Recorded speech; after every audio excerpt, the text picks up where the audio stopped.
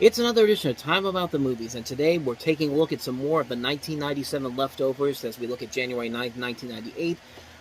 We got 6 movies that I talked about yesterday. We'll get into those in just a second, but before we do, there is one new release that came out this weekend, and we might as well talk about that real quickly. It's a January movie. I mean, we can be really quick on this one here. So, here's Howie Long starring in the action thriller Firestorm.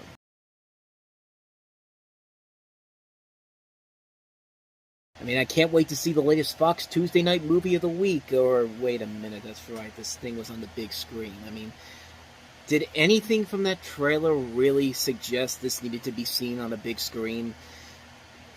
I don't know. I didn't think so. And also, just because Howie Long was in Broken Arrow doesn't mean you have to use the same music from the Broken Arrow soundtrack.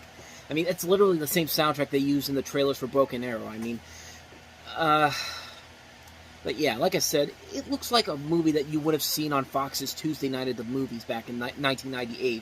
Not something you'd see on a big screen. And honestly, this actually was supposed to be a lot bigger too, because this was supposed to be released originally by Savoy Pictures, who had a bigger plan for it. It was supposed to be more epic in scale, with better visuals, better CG effects. Like, it was supposed to be a straightforward disaster movie, for something on the lines of Dante's Peak or Volcano and Twister. And they even offered Sylvester Stallone $20 million to star in it, which he did accept, and they were actually going to do it. But then studio went bust. Fox picked it up and turned it into a much smaller budgeted movie, and they were only looking to spend $30 million on the film. And they got Graham Yost, one of the writers of the Speed movies, to do the polishing on this. And final budget ended up being about $19 million. But even $19 million, this does not look like a movie that cost $19 million to make. I mean, and yeah, like I said before, this was Howie Long. This is, of course, the longtime defensive end of the Now, they were back in Oakland by this point. When they won the Super Bowl, they were the Los Angeles Raiders when Howie Long was on it. And it's one of several attempts from several different football players to try to branch out into Hollywood. I mean, there was another guy from the Los Angeles Raiders, Lyle Alzado, the late Lyle Alzado, who tried to have a successful film career, which didn't pan out very well. And unfortunately, he passed away because of. I think he passed away. It was because I can't remember what he died of now. Okay, I knew he had some kind of... It was something that from the effect that he had, because he used a lot of steroids. I thought he died of AIDS for some reason, but no, he died of a brain cancer, which was contributed from the steroid use he had. He died in 1992. Just wanted to get that information out there correctly, so I didn't give any misinformation on there. But you know, at this point, Howie Long was also one of the main guys on Fox's NFL Sunday, and he still has done it to this very day. I think he's been there since the very beginning, if I'm not mistaken. But, I mean, Howie Long can be a pretty decent actor. He was good in Broken Arrow. He has a really good role in the director's cut of That Thing You Do, even though I don't like the director's cut that much. I thought it was pretty funny, him playing the gay lover of Tom Hanks' character. I thought that was pretty good. And the guy's not a bad actor. He's got some good talent behind him. Scott Glenn, William Forsythe, Barry Pepper. I mean, there's a good cast involved here. Just not a good story, really, whatsoever. It's a generic movie. It's a film that's not really all that engaging. It's not really all that exciting. It just doesn't have enough there to really make you want to see it. It's missing, for lack of a better word, the spark that it needed to really be something special. I mean, if they had gone in with what the original studio wanted to do with it, and have something like what they were going to do with Sylvester Stallone, I think maybe they could have made it work, but you could tell that this was just rushed out there because they got it from a studio that was quickly losing its business, and they just decided to turn it down, to take it down as much as they could, so they didn't spend too much money on it. And it's a shame, because I really think there could have been something there had they actually gotten somebody really there to do it. But this makes something like a Fire Down Below or something like a Steven Seagal movie look better by comparison. And Steven Seagal's a terrible actor compared to Howie Long. I mean, Howie Long could act circles around Steven Seagal, honestly, even though he hasn't really had a big role like this. And he's trying his best here, but it's just not enough for me to recommend it. It's not even that great of a movie, honestly. It's like I said, it's a January movie. I mean, what the hell else do you expect from that? So yeah, that's Firestorm for you. So with that said, let's go ahead and move on to some of these 1997 leftovers. And most of these, honestly, I didn't really want to cover direct-to-video movies, honestly, but I thought, you know what, I'll cover some of these Disney direct-to-video movies because some of them I do have memories of, and there wasn't really a whole lot of other movies on this list for the movies I didn't cover to really look at that were in theaters. There's only 2 that I have on here, but these 4 I do remember in some way, shape, or form. So we can be brief on these ones too, because I have these reviews up on the website as well. But let's start with the first one I have here, and that is Pooh's Grand Adventure: The Search for Christopher Robin.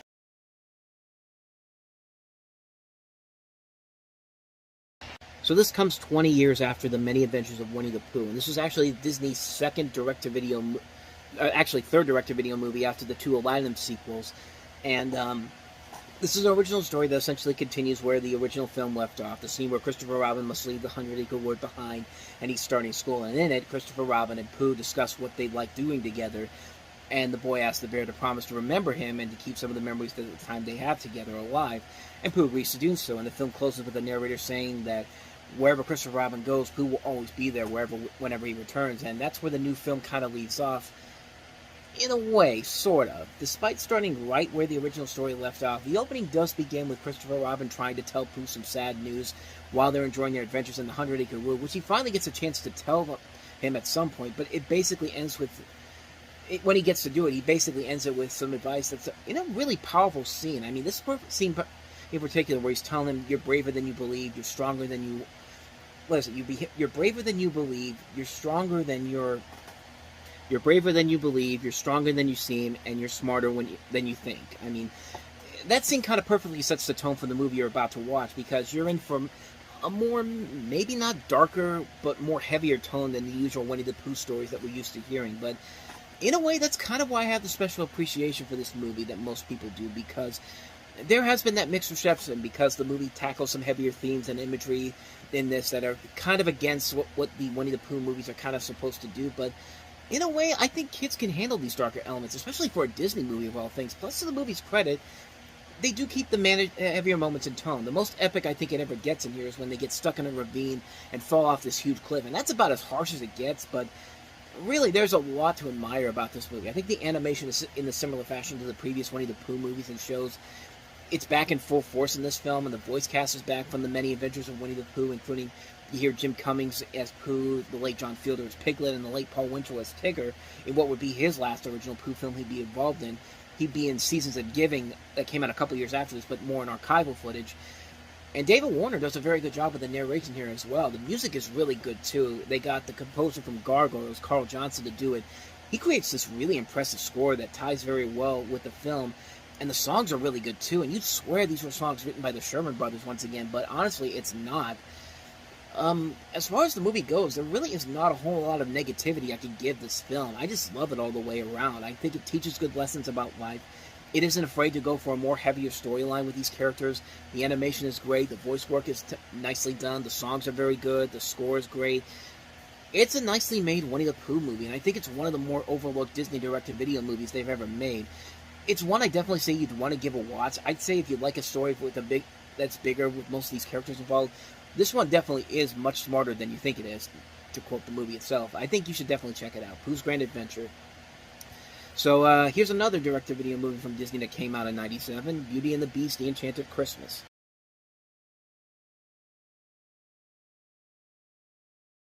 So this is a story that takes place within the story of Beauty and the Beast. I think they said it takes place right in the middle of the original movie. And it's kind of where the Beast and Belle are starting to get along a little bit more. I think it's supposed to take place after the wolves attack Belle and the Beast saves her. And then it goes from there. At least I think that's what they're implying, but I'm not really entirely sure on that. I'd have to double check that. But as far as the movie itself goes, and as for a direct-to-video sequel to Beauty and the Beast, it's harmless. It is what it is. At least it has more to do with it than what Belle's Magical World did that comes out after this, which was not a great film whatsoever. As far as the animation goes, it's nicely done. It looks pretty good for a direct-to-video movie. The winter colors are actually played very nicely here. It looks pretty impressive. I like Tim Curry as the pipe organ. He's a great villain in this film. The storyline they actually do have, that the fact that the Beast turns into the monster during Christmas time is actually kind of an interesting little side story they add into there. But the CG work on them overall is very impressive too. And you know what? It's Tim Curry, man, doing that voice. And I mean, I like that. I mean, Tim Curry could honestly read the phone book, and he'd make it awesome. I mean, Bernadette Peters is also really interesting in having this movie too. I like that she has a nice role in here. I do kind of wish they had given her some more songs to play off to do. I mean, there's only one time in the movie she has a real song in the movie, and that's where she's teamed up with Paige O'Hara. But even then, that's not really that. It's not even really that long of a song, and you kind of wish you had more of that in this film. But other than that, everything else is just kind of mad. I mean, the story's about as generic as you can get. The way they try to set up this in the middle of the original movie is a little hard to follow. I think Bambi 2 kind of perfected this more because they at least had a point where they could add more to the story and it didn't feel like overkill. But in here, it feels kind of forced in. The songs are, for the most part, pretty forgettable. The pacing does feel a little bit rushed. I mean, it's only a little over an hour long, and it feels like they try to pack in so much into this. And you never feel like you get a movie where the passion that went into the original Beauty and the Beast really went into it, but it just feels more like it's kind of a cash grab. But then again, this is not the worst cash grab you could do with a story like this. I mean, Belle's Magical World and the 2017 version, which the live-action one, but I digress. There's stuff in here that works. It's not a complete waste, but you never get the sense that this is a must-watch at Christmas. I know this is seen by a lot of people as somewhat of a must-watch, but honestly, if you'd really want to see this, it's worth a rent or a one-time watch. But me personally, it's not something I'd watch every year. I don't really watch it every Christmas either. It's just, I saw it once, thought it was alright, and moved on. So, at least that's my take on it. So that's Beauty and the Beast, The Enchanted Christmas. Let's go ahead and move on to yet another direct-to-video Disney sequel, and that is Honey, We Shrunk Ourselves.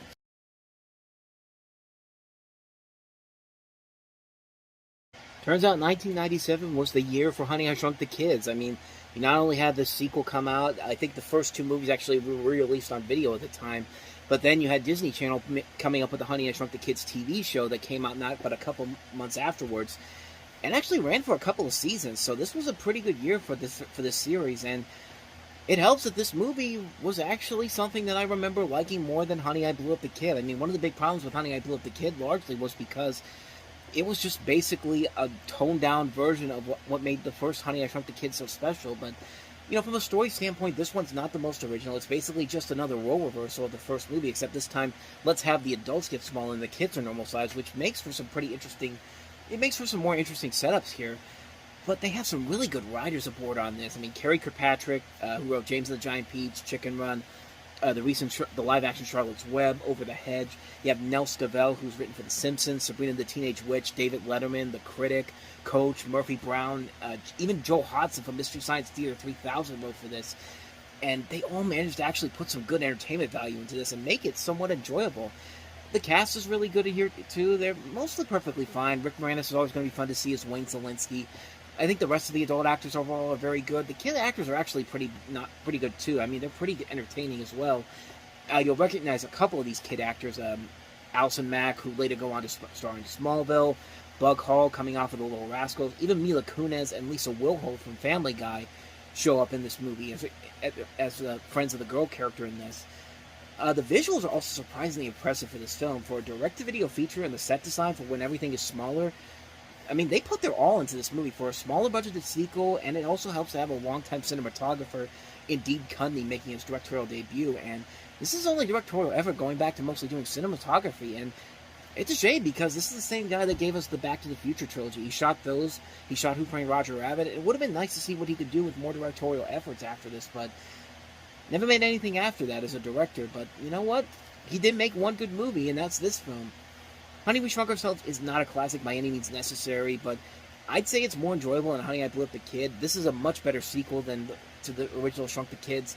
It's got its fun moments all around. You can see the effort clearly there, and they really did put a lot of effort to make this work, and it succeeded for the most part. I think it's an overall very enjoyable film. So let's go ahead and move on to the last of these Disney direct-to-video movies I have on this list here, and that is The Brave Little Toaster Goes to Mars.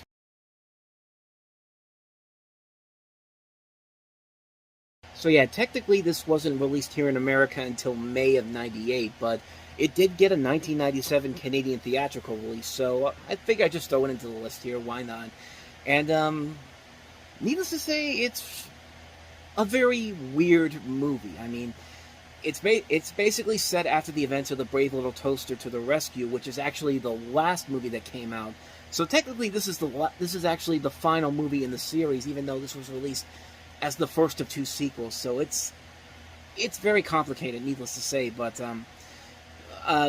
you basically have the story where where the Master's baby has been mysteriously beamed to Mars, the baby that was born in the to the rescue, and it's up to our heroes plus a household of new friends to basically go to Mars to save them. And it's a really weird movie. Even as a kid in the '90s, I was baffled by this one too. It's just like, how does this work actually? I mean, what made the first Brave Little Toaster movie work as well as it does, because it does take an idea as silly, as ridiculous as talking appliances, going on this incredible journey, and makes it not only a compelling, exciting, and downright scary at times adventure, but it keeps it in the realms of possibility that in some way, shape, or form, maybe this could happen in real life. Maybe. I mean, in this one, they just take logic and throw it completely out the window to basically, quite literally, to have the main characters go from Earth to Mars in the span of one night. And I get it, this is made for little kids, but you don't really need to insult their intelligence that much. I mean, Wells and Gromit went to the moon in a grand day out, and they weren't trying to get back within the span of a night.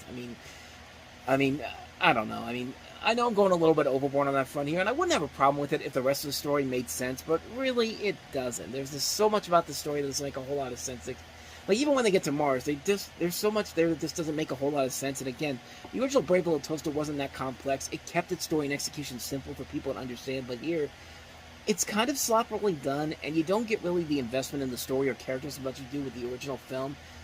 Even the songs in this movie kind of feel forced in here. I mean, none of them are as memorable as something like Worthless, like in the original film, but there's at least Bread and Butter. I mean, it's not like the movie isn't bad. I'm just saying, like, the voice work overall is still very well done. They got a lot of the voice cast from the first movie back. Deanna Oliver as the Toaster, Thurl Ravenscroft as the Vacuum, Tim Stack as Lampy. The new cast does a pretty good job. They got Eric Lloyd from the Santa Claus as Blanky. They have Stephen Tobolowsky, Fivish Finkel, Wayne Knight, Jessica Tuck, Brian Doyle Murray, Carol Channing, DeForest Kelly, Cass Soucy, Scott Menville, among many others. It's got decent animation, too. It's Hyperion Animation. Those guys usually turn in some good animation, even with some of the weaker projects they have. I mean, I feel like with the Brave Little Toaster, they were kind of trying to do, Disney was trying to do what Universal had done with the Land Before Time sequels. Similar setups, two first movies that are both beloved by kids and adults and weren't afraid to go for darker tones, followed by sequels that are much tamer and tailor more to little kids. But the big difference is that there are a few of those Land Before Time movies that are actually having enjoyable moments to them. While the Brave Little Toaster movies don't have that, it's just a sequel that doesn't work. It's not a bad movie per se. It's a very odd and bizarre sequel, but it does have some good animation to it and some good voice work. But I mean, other than that, it's not a bad movie per se, and I think little kids can get into it pretty well. But honestly, it just feels too weird. And the fact that this is actually supposed to be the last movie before the second movie even comes out is a little bit, I don't know, it's hard for me to take. I mean, like I said, it's made for kids. It was made from back then. I watched it back then when I was little. I thought it was alright, but when I watched it again recently, it was just kind of like, yeah, I don't know, it just didn't work for me. So that's the Brave Little Toaster Goes to Mars. Now let's move to a completely opposite end of the spectrum with the next movie we have here, and that is Female Perversion.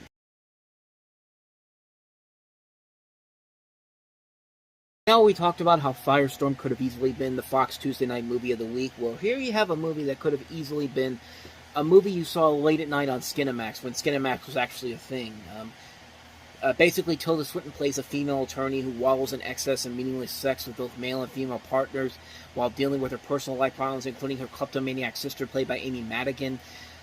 I mean, it basically sounds like a premise that's taken straight out of something from the Red Shoe Diaries or one of those Skinamax shows, which, as you saw in that little trailer there, it's produced by the same people who made that. And I don't really know if they succeeded in what they were trying to do, or I don't know if this is supposed to be taken that seriously, or it's supposed to be kind of something on the lines of something like The Best Sex Ever or Red Shoe Diaries or those shows that you see on Skinamax. But it really has a hard time figuring out what it wants to do. And I think from the only time I ever saw this movie was about, I don't know, probably 10 years ago when I watched it on TV one day. It wasn't part of a Skinamax thing. I think it was on some other network, but I'd heard it was actually not that bad. But from what I saw from it, I really didn't get what they were trying to go for here. I mean, I don't think the movie does a very good job of explaining what they want to do here. I mean, they don't really have a good idea what the end result is supposed to be. And despite the fact that there are good talents involved in here, and you got Tilda Swinton, you got Amy Madigan, you got Frances Fisher,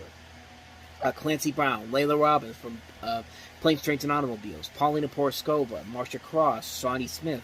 A really good cast overall here, but the movie doesn't really know what exactly it wants to say by the end of it. The message isn't really coming out that strong there, and it feels like it's trying to appeal to both audiences. It's trying to appeal to the audience that wants that message, that strong female message that it wants to get out there, or as in the other audience that just wants to see this woman have sex with just anyone that was available to.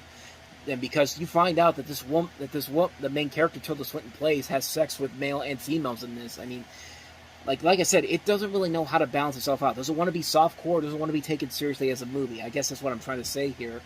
And I don't know if the movie actually really succeeded with that, honestly. I mean, honestly, I don't really remember too much about it, but that's pretty much all I remember from it. I couldn't really decide whether or not this movie... The movie really couldn't decide whether or not what direction it really wanted to go to, and in the end, that's kind of how I felt about it. I didn't know if I was supposed to take this seriously or was supposed to watch this as something that would be seen late at night on TV, but I don't know. I mean, it's been a long time since I've seen this movie. Maybe if I watch it again nowadays, I can probably figure it out, but that's pretty much all I remember from this movie. It's nothing that I really don't really have a lot to say about it. It wasn't a bad movie, honestly, from what I remember from it, but like I said, the message and the overall purpose doesn't really come into play at all during this, and I think that's really the major sticking point with this particular film. I don't know. Like I said, it's been a while since I've seen this movie. Maybe I need to watch it again just to see if there is something there that I'm missing. But other than that, though, that's pretty much all I remember about this movie. So that's Female Perversions. Let's go ahead and move on to the last movie we have here, and that is Best Men.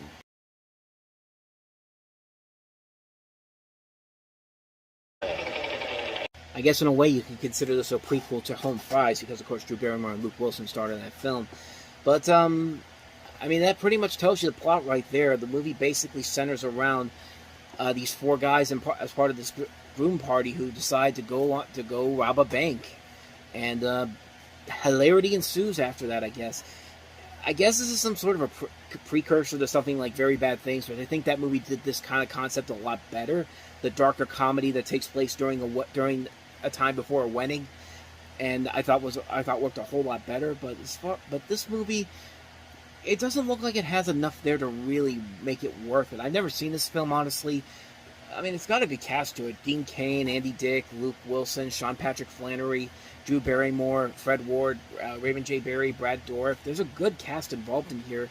Maybe there could be something interesting in here, but the reviews for this have not been that strong, and honestly, it kind of doesn't make me want to see the film, even though this director has done some really good movies. CB4, Billy Madison. In fact, we're going to talk about the next movie she did after this, which was Half Baked, which comes out the following week from this point that we're at right now. So, I don't know. I've never seen this movie, but I've never heard anybody really talk about it all that much, so it probably means the movie is not that great, despite the people that are involved in here. And like I said, I just feel like a movie like Very Bad Things kind of did this concept a little bit better. But we'll eventually get to that one once we get to the end of 98, because that's when that movie comes out. So, other than that, I haven't seen the movie, so I can't really tell you if it's any good or not, but that trailer didn't really look like it was all that promising, honestly. So, yeah, that's Best Men. So on that note, we wrap up another edition of Time About the Movies. We'll take a look at 5 of the first real 1998 movies, starting with Denzel Washington and John Goodman in Fallen. We also have Christian Slater and Morgan Freeman in Hard Rain. The aforementioned Half Baked with Dave Chappelle, Jim Brewer, and Harlan Williams. Star Kid, and also Pretty Village, Pretty Flames. So 5 movies to look at next time around.